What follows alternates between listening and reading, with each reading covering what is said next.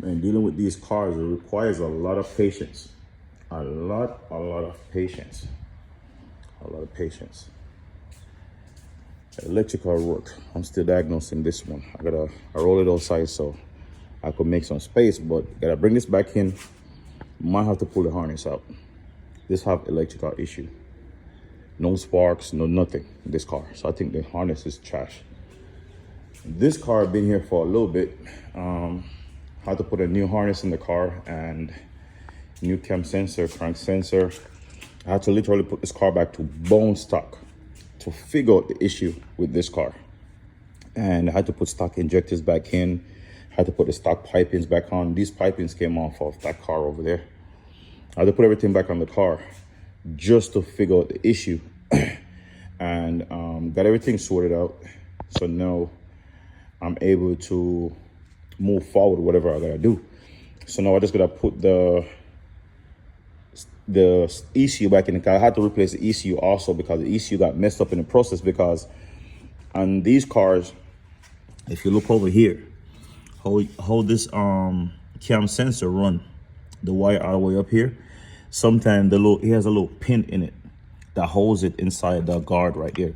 If that pin comes out, what it does is the wire will rub on the belt and then we strip the wire.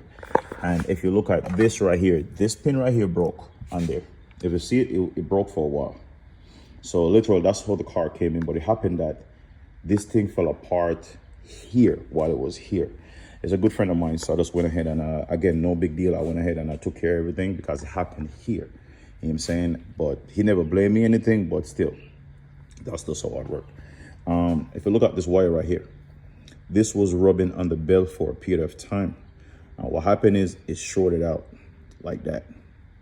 So this and this touched together and it shorted out. And that's the positive and the negative. So I think positive, negative, and the signal, I believe the signal right there. So it touched together and it actually burnt the harness. And for me to pinpoint which one of those pins are completely burned, I was like, okay, let me just go ahead and replace the harness. Replace the harness, still wouldn't start. Cam sensor, crank sensor, still wouldn't start. ECU is messed up. So in the process of this right here, the ECU got burned because it's not getting no sparks. So it wouldn't start. So I went ahead, got another ECU, installed it in the car, put one of the base mount that I have in my computer, put it in here, car starts right up. So that right there, I'm happy and I'm good because car been here for a while.